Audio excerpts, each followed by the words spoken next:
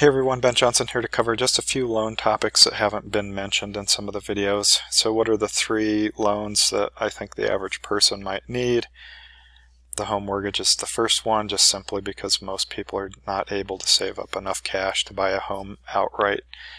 Hopefully you can save up enough to put a 20% down payment, but if not, at least get a mortgage that is not more than 28% of your monthly income. So if you're getting $4,000 a month, you should really only be paying about $1,000 in your mortgage, otherwise you could get overextended pretty easily.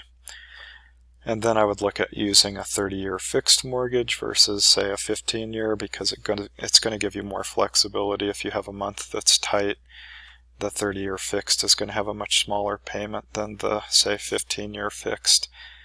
And then if you want to pay off your mortgage in 15 years, you can still do that just by making extra payments, but you're not tied to that. The car loan is the next one. I would love to see people just save up to buy a used car, but if that's not possible, at least try to stick with just a 4-year loan. The loan terms on car loans has gotten crazy. They're now up to like 8 years, 96 months. Just because car dealerships know that they can get you into a car by stretching it out over 8 years, and by the time you hit 8 years and you're paying your car off, it's hardly going to be worth any money at that point. So avoid those long-term car loans. Make sure that you're focusing on the total price of the car, because the dealership is going to try to focus on that monthly payment and just get you into a really long 8-year loan. So focus on that total out the door price. And then finally, the student loan. Try to make that not more than half of what you'll make your first year working. So if you have an $80,000 job a year, try to take out no more than $40,000, but for sure no more than $80,000. So I think the average person can get away easily just with these three loans. Alright, loans to avoid at all costs. Payday loans are very predatory loans. You may end up paying 200 to 400% on these loans. Just don't get involved in a payday loan ever, period. A lot of states have made them illegal, and a lot of other states have made them so that they're just not lucrative anymore. Like in the state of Colorado, payday loans are just not lucrative any longer, and they've moved out from the state. Cash advance loans, like you might get from your credit card at an ATM, know that those are going to be very expensive, because not only are you paying the high interest rate on the credit card itself, like 19%, if you take out a cash advance loan on a credit card from an ATM machine, say, that's usually going to tack on like another 3 to 5% just for that withdrawal. So it's not a great way to get cash. Just use your regular ATM card instead. Car title loans, your car can be repossessed if you take out a car title loan, so avoid those. Same with pawn shop loans. Whatever you're pawning to get the loan can be repossessed. Avoid those. Overdraft protection loans, avoid those too. That's a $30 billion industry for the banks, and so remember that you can decline that on your ATM or debit card, and then if you go overdraft, the card is just declined.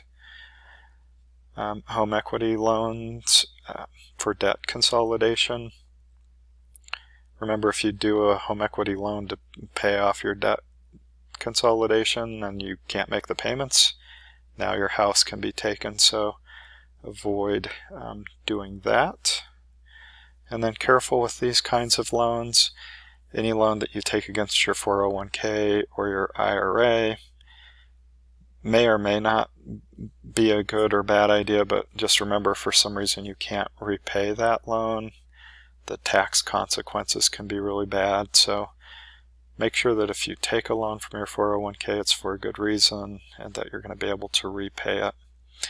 Be careful taking loans from family and friends. It's just puts both of you in a bad position. If you do move forward with that, make sure that you have some type of contract signed so that everybody knows what the terms are. If you have any sort of credit card balance that you're not paying in full each month, I would be very careful. I mean, that's basically like a 19% interest loan that you're taking from the credit card company. And that $5,000 vacation, by the time you pay it off, making the minimum payment, is going to cost you double.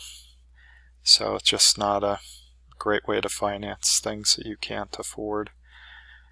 Any home equity loans or home equity line of credit, be careful with that, again, because if you don't pay it off, now your house is collateral and your house can be taken. Balloon loans that you might take out for like a mortgage, after 5 years, the balance of that loan has to be fully paid off. So they're just risky loans. Sometimes people will take that out knowing that they're going to sell their house within the 5 years and pay it off. But what happens if you can't sell the house, or the value of the house drops a whole bunch during that 5 years? Just a bad situation. Jumbo loans are large loans that people will take out to buy very expensive houses. Again, just be very careful with those kinds of loans. And then limit the amount on these loans. So for your home mortgage, again, try not to have that be more than 28% of your take-home pay, or else you'll just be stretched too thin to make that monthly payment, even if the bank approves you for a mortgage that's a lot larger than that. And again, consider doing that 30-year fixed loan just to give yourself a little bit more breathing room in case times ever get tight. On the auto loan, try to stick that with 4 years or less. Again, focusing on the total price of the car, not the monthly payment, because the car dealership will try to get you into a 8-year loan for a car if you focus on that monthly payment. Student loans, just no more than half of what you'll make the first year, or at worst, the total amount that you might make in that first year of work. And then any personal loans, just ask if you really need that money. And if it's not something that you really need, I would just force yourself to save up the cash to buy that thing that you're trying to buy. Alright, so hopefully that helps with fill in some gaps, and certainly if you read chapters 7, 8, and 9, a lot of these things are discussed